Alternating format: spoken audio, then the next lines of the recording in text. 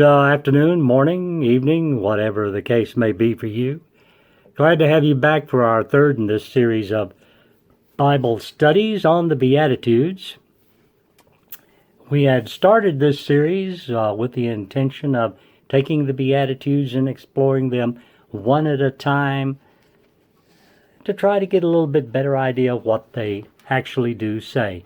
And one of the things that I had warned you about that would be a whole lot better if you did, was to be able to have some way where maybe you've got two Bibles, or maybe you've got this printed out somewhere that you printed it out on a computer sheet, and actually go and print the Beatitudes from chapter 5 in Matthew, or chapter 6 in Luke.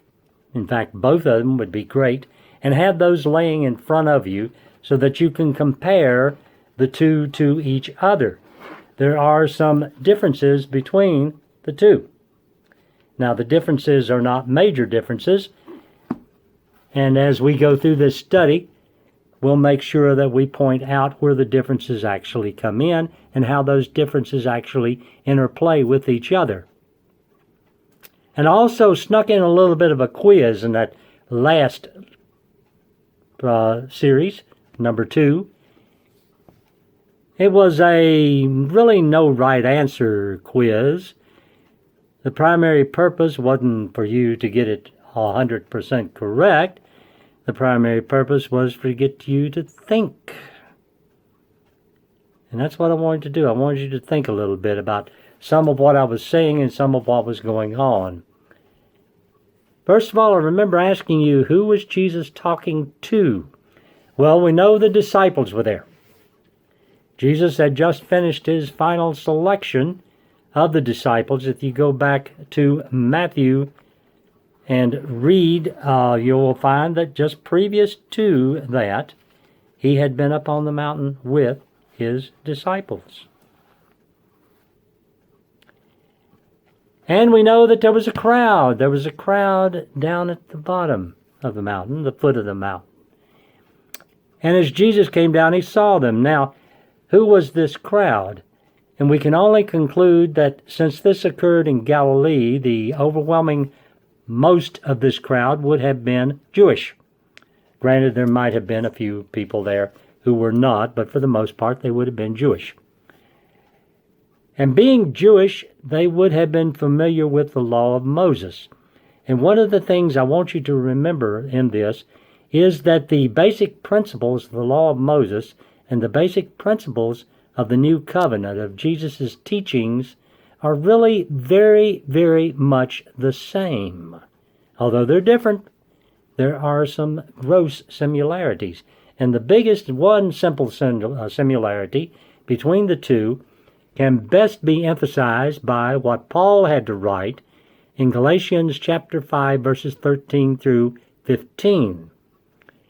For you were called to freedom, brethren. Only do not use your freedom as an opportunity for the flesh, but through love be servants of one another. For the whole law is fulfilled in one word: you shall love your neighbor as yourself. But if you bite and devour one another, take heed that you are not consumed by one another. The word love. Paul says the whole law is fulfilled in one word: love. If you love God, you will keep God's commandments. That's simple. If you love your neighbor as you love yourself, you're not going to harm your neighbor. You're not going to steal from them. You're not going to lie to them. You're not going to lie about them. You're not going to covet what they have, and so on. You can't love your neighbor and intentionally harm your neighbor. See, the rich young ruler, this comes to mind, comes to Jesus and asks Jesus, what is the greatest commandment? And Jesus tells him the greatest commandment is to love God with all your heart, with all your soul, and with all your mind. And the second is like the first, to love your neighbor as yourself.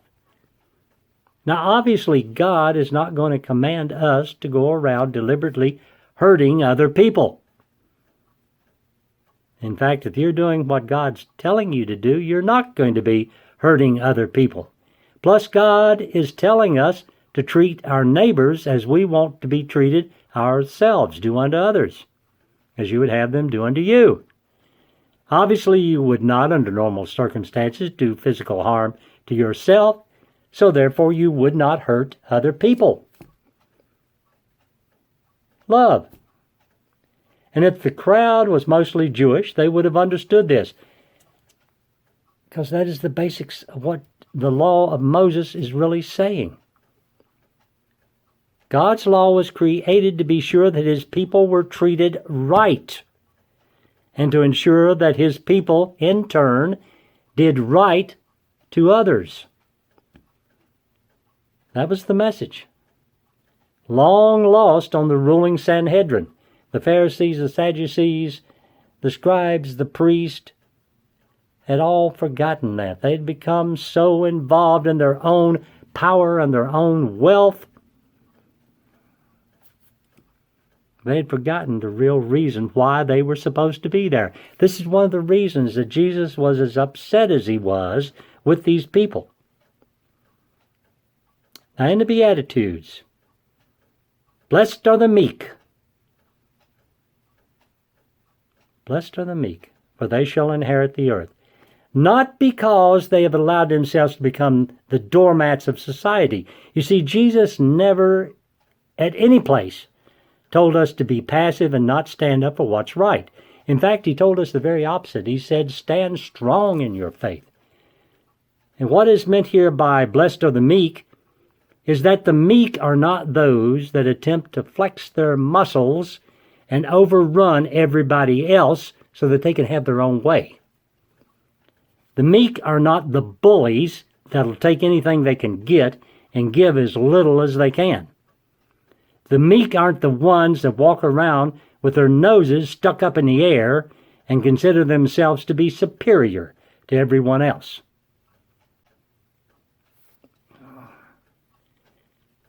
The meek are what Christians are made of.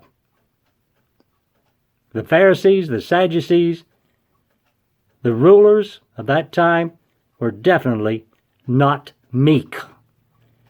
See, the word humble is often translated where the original Greek word is used in this text. So instead of meek, it's blessed are the humble. And perhaps that better describes what Jesus is saying, because people who are humble want justice and not blood. People who are humble want the truth and not just finding some kind of confirmation for their already preconceived ideas. The Pharisees were definitely not humble when they demanded Jesus' death on the cross.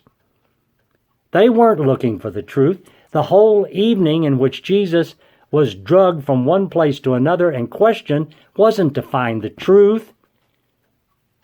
They'd already made up their minds what they were going to do. They needed an excuse to do it. And any excuse would have been a good excuse. They were not meek or humble. The meek can come to God and accept God's authority. The arrogant are too involved with themselves to give God any credit for anything, or God any kind of authority. Thus blessed are the meek, for in the long run they will win. They shall inherit the earth. That's what he's saying. Blessed are those that mourn, for they will be comforted, knowing the sorrows that this earth can bring. And Jesus certainly knew. He lived here. He lived among us, so he knew. And we've all had moments of sorrow. But comfort can be found in the Word of God. The Word of God can give us a purpose.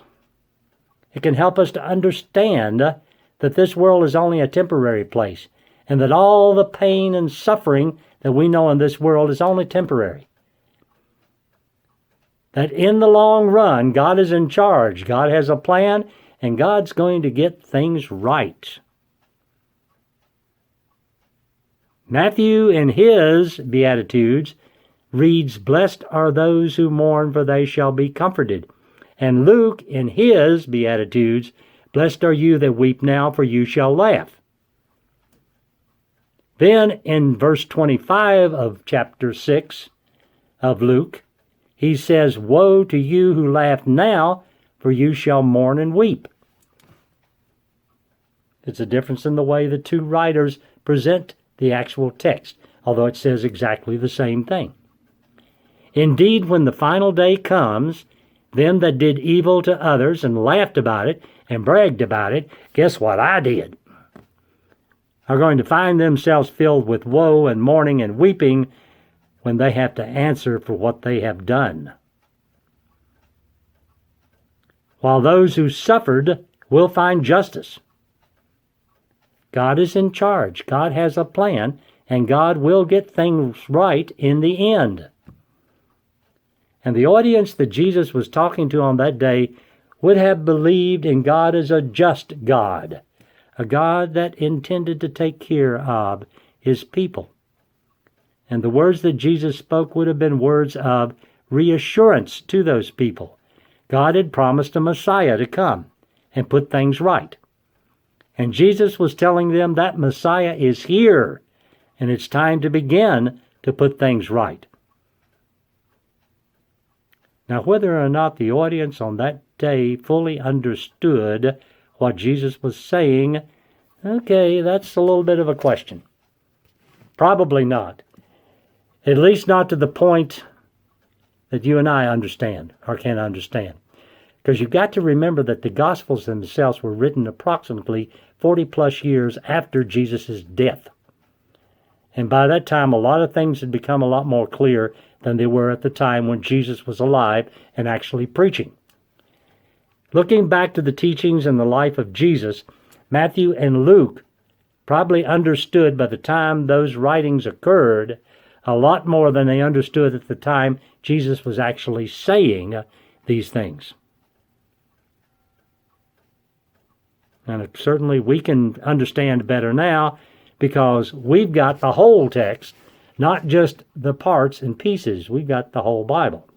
So now we can put it together. Well, we did it again, another lesson. Hope this is one that got across to you some very valuable information. Again, don't hesitate to question. If you have my email, my phone, call me, text me, email me. I'll try to clear up anything that's unclear. See, there's a lot in the Beatitudes that needs to be taken one at a time in order to explore and better understand what is actually being said. And hopefully these lessons are helping you to break this down and to understand it a whole lot better. So until the next time, God bless you. Larry Childress Fork, Crestwood Christian Church. Phone numbers 502-876-3969. Call or text. And my email, LFC, not case sensitive, LFC948@yahoo.com. Send me comments, send me questions, and we'll deal with it. Whatever it takes to get you to learn and understand. Till the next time, God bless, and I hope to see you in church soon.